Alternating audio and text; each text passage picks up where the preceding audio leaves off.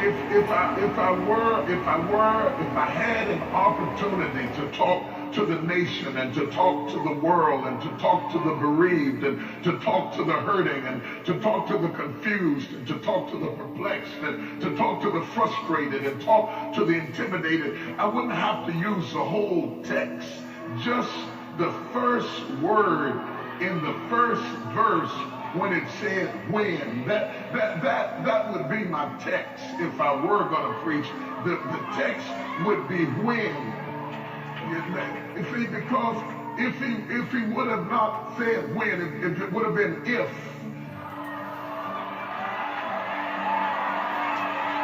it would have been totally different if he would have said if.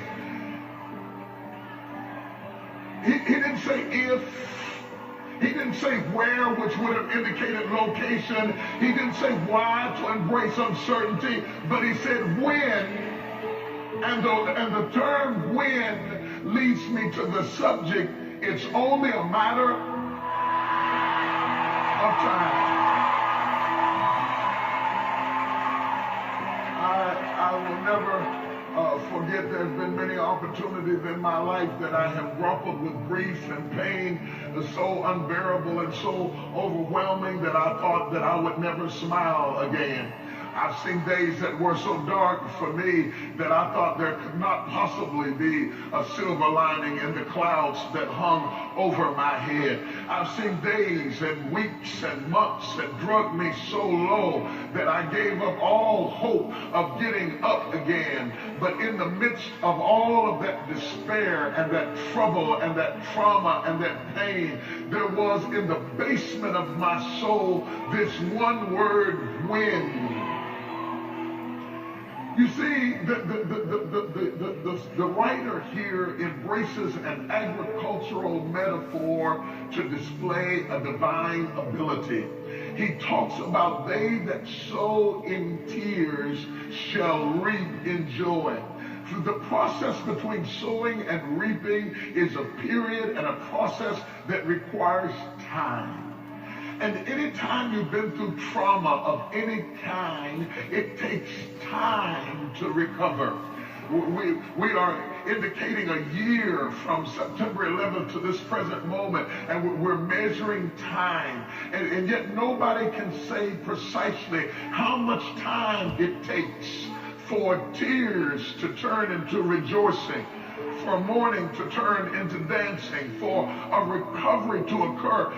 For some people, it may take 2 years. For somebody, it might take 2 months. For somebody, it may take 3 years. But what you need to hold on to is the first word, when. Sooner or later, there is a turning point whereby God begins to strengthen you. This turning point is so intoxicating that the writer finds it difficult to articulate the magnitude of the feeling that he had when things turned around. He says, when the Lord turned again the captivity of Zion, it was like a dream. It was surreal. It didn't even seem possible. I want to suggest to you, my brothers and sisters, that what makes the mountains high is how low the valleys are. If you haven't had an extremely low recessed valley in your life, then there is nothing for the mountain to protrude out of. But isn't it funny how life has peaks and valleys, high places and low places, almost like riding a roller coaster. You go so low and you drop down so low that you think you won't come back up again. But God has a way of lifting you up even when you think that you couldn't get up. I feel like I'm on to something tonight. While we're talking about that, just drop over to Psalms 137 and take a look at the captivity and the feeling of captivity and the attitude of the national dilemma that the people of God found themselves in and how they felt about it. In Psalms 137, it talks very candidly about the captivity of the Jews as they entered into Babylonian captivity. They never thought before they went into captivity that this kind of thing could happen. Like our nation never thought that this kind of thing could happen. A false sense of security, a shaking down to the very foundations of their existence, as suddenly they confronted the fact that we are not untouchable and unreachable, that we are vulnerable. It was this same sort of feeling in the text when they found themselves snatched out of their beds in Jerusalem, pulled out of their safety. Their businesses were pulled away from them. Families were separated, and the historian records that it was such a terrible time at this moment that the young men were drug away in chains. Many of them had been castrated. They had iron chains wrapped around their ankles, and when they left Jerusalem on fire, headed for Babylon, blood was dripping down their legs from castration out of the horrendous event that shook all of us. If there were anything positive that came out of it, it would have had to have been that our enemies and their attack upon us made us recognize that we must stick together. All around the room, you'll see people with t-shirts on that say, "United we stand." That "we" is very important for this nation. That we transcends the color of our skin. That we transcends our economical, sociological barriers. That we transcends the educated, the illiterate, the high, the low, the up, the down. We, because when the World Trade Centers burst into flames and the Pentagon burst into flames and the planes began to crash, it wasn't just white America. It was white America, black America, brown America, rich America, poor America, Democratic America, Republican America. We all experienced it together. And that's why it is appropriate when the Lord turned again the captivity of Zion. It was like a dream. Then was our mouth filled with laughter, and our hearts began to sing. The heathens, when God turns things around, he will bless you until even your enemies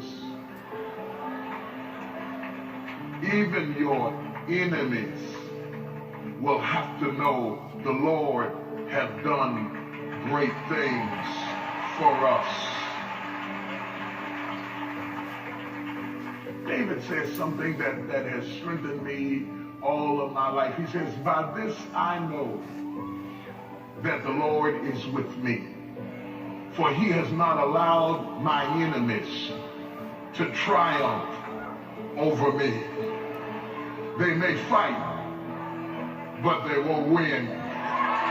It was amazing to me at that age to stand there in that situation, and I worked very hard to try to be articulate and to be effective and to minister. And whenever I have the responsibility of standing over a bereaved and grieving family, I try to speak something that's encouraging. But it was amazing to me when I was on the other side of the funeral processional. It was amazing to me as I listened at people trying to say comforting things. It was amazing to me how little human words help you when your heart is bleeding. I was shocked to find how little attention you pay to a sermon, and you really don't notice a lot about the flowers, and you really don't care how well the choir sings, and you really don't notice the cards like everybody thinks you do. It's not how eloquent people speak that comforts you. In fact, one of the most comforting things is just their care, their compassion. Sometimes that somebody would weep with you and feel what you feel and understand what you understand and go through with you. But even with that, and even with all of the eloquence, I found out that real grief, in order to recover, it's just going to take time. Isaiah said, "They that wait upon the Lord shall renew their strength. They shall mount up on wings like eagles. They shall run and not be weary. They shall walk and not faint." The old folks said, he may not come when you want him to come, but he's right on time. How much time does it take, preacher? I don't know. It takes as long as it takes. I don't know how many hours it takes for a turnaround in your life, but I do know this, that weeping may endure for nights, But joy cometh in the morning. Can I get a witness? If you've ever survived anything just a little while longer, and you're going to feel your fight standing back up in you again. Just a little while longer, and he's going to turn your mourning into dancing, America. Just a little while longer, and we'll sing that old song, How I Got Over, How I Got Over. My soul looks back and wonders.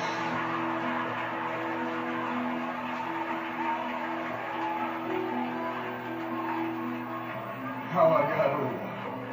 I want you just to take a moment and touch somebody. Just those of you that sowed some tears, just touch somebody and tell them, my soul looks back and wonders how I got over. I didn't think I was going to make it, but I made it over. I didn't think I could take it, but I made it over.